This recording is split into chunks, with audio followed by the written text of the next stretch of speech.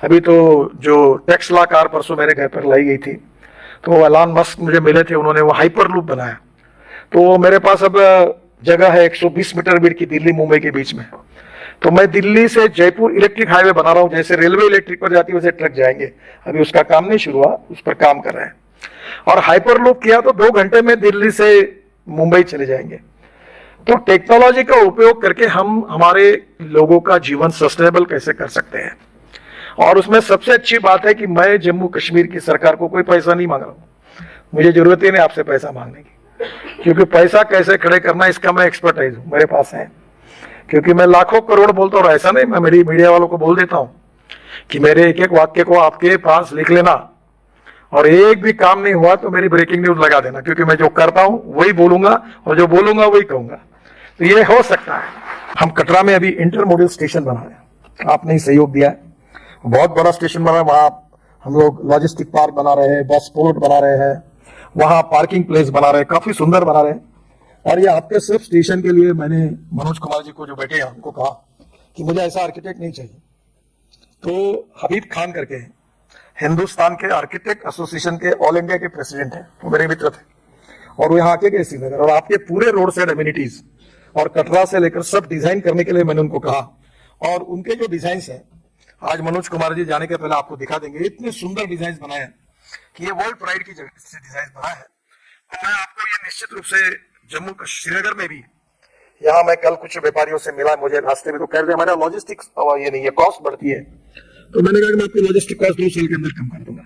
और दूसरी एक योजना जो मैंने अपने नागपुर शहर में पहली बार, आप रेलवे मंत्री थे, रेलवे से क्लियर की है, वो है ब्रॉडगेज मेट्रो। और वो तो यहाँ संजीवनी होगी, उसकी स्पीड गाड़ी की 140 किलोमीटर प्रति घंटा है। और वो जो मेट्रो है 6 डब्बे की है, 2 इकोनॉमी क्लास, 2 बिजनेस क्लास और 4 इकोनॉमी क्लास। और जम्मू कश्मीर में जो ट्रैवल एजेंट है उन्हीं को दो, प्रकाश ट्रैवल, कोई इसकी ट्रैवल, अकबर ट्रैवल, उसकी वही खरीद लेगा। नागपुर में हमने 100 मेट्रो ऐसे अब खरीदने का निर्णय कर दिया। मेट्रो की कॉस्ट 30 करोड़ है, और ये प्राइवेट 1 रुपए की इन्वेस्टमेंट नहीं इसमें। हमारी जो ब्रॉडगेज मेट्रो बनती है उसकी हमारी कॉस्ट 380 करोड़ रुपए पर किलोमीटर है। और जो मेट्रो मैं अब तैयार कर रहा हूं, जिसकी अनुमति रेलवे मंत्रालय दी, वो उसकी 1 करोड़ रुपए भी पर किलोमीटर कॉस्ट नहीं, मैं 900 किलोमीटर की बना रहा हूं। तो श्रीनगर से जम्मू तक जितनी ब्रॉडगेज है उसके ऊपर ये फास्ट गेज मेट्रो ये 1-1 घंटे में चालू हो जाएगी। तो 140 किलोमीटर की स्पीड से तो जम्मू से श्रीनगर तो मुझे लगता है 2 घंटे में हो जाएगा। और इसलिए टेक्नोलॉजी का उपयोग करके यहाँ जितना कुछ बदल होगा उससे तरक्की होगी। पर मैं केवल जम्मू के श्रीनगर तक की बात नहीं कर रहा हूँ, मैं आपको दिल्ली से जुड़ने की बात कर रहा हूँ। और वो यही है कि दिल्ली से कटरा हम लोग एक नया एक्सप्रेस हाईवे बना रहे हैं। अब मैं ये कहता हूँ तो लोगों को भरोसा नहीं होता, क्योंकि महाराष्ट्र में जो रहे उनको दिल्ली से मुंबई 9 घंटे लगते थे। तो बाद में मैं कह रहा था कि 2 घंटे होगा, तो लोग हंस रहे थे। पर अब रोड बन गया तो 2.25 घंटे में आते हैं। मुंबई हाईवे पे गया था जो हमने बनाया, 70% काम हुआ है कि दिल्ली से मुंबई 12 घंटे में।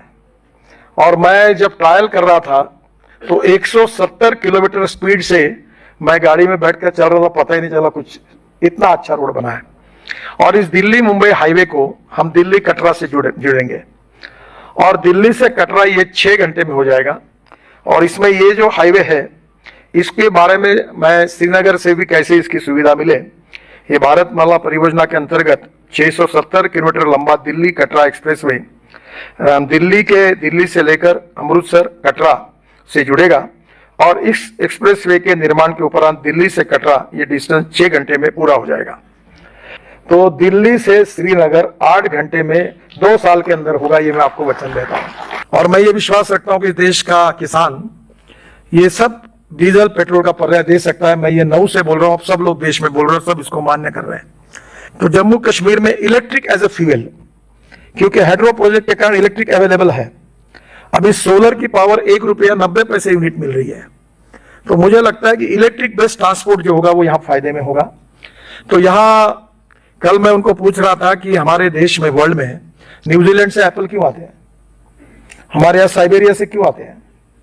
तो उन्होंने कहा कि मैंने बोला वो हम अभी करेंगे। तो बोले एक पेड़ की कीमत 1400 रुपए है। तो मेरा एलजी साहब से अनुरोध है कि बायोटेक्नोलॉजी का उपयोग करके अगर हमारे किसानों को ये जो वर्ल्ड स्टैंडर्ड के जो एप्पल है, देखो हिंदुस्तान में वो वर्ल्ड में हो, क्वालिटी के सिवा पर रहे नहीं, और क्वालिटी अच्छी तैयार करने के लिए रिसर्च की आवश्यकता है।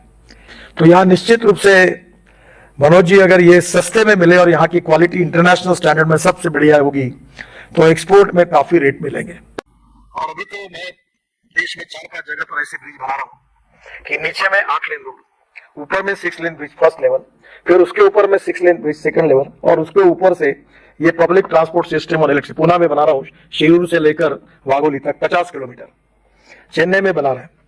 मैंने खुद नागपुर में अपने शहर में, मेरी कॉन्स्टिट्यूशन में नीचे में रोड, ऊपर में ब्रिज और ऊपर में मेट्रो। तो ये टेक्नोलॉजी बहुत बदली हुई है, तो आपके यहाँ भी हम लोग इसका सबका उपयोग करना चाहते हैं। तो ये ropeway, cable car, funicular railway की, जैसे मनोज जी हिमाचल प्रदेश ने जो पॉलिसी पास की वो आप बुला लीजिए, और वो करके अगर आप मुझे देंगे तो जितनी रोपवे, केबल कार, फनिकुलर आपको कब्जे में बनानी है उतनी बनाने के लिए मैं तैयार हूं, आपको सहयोग करने के लिए तैयार हूं।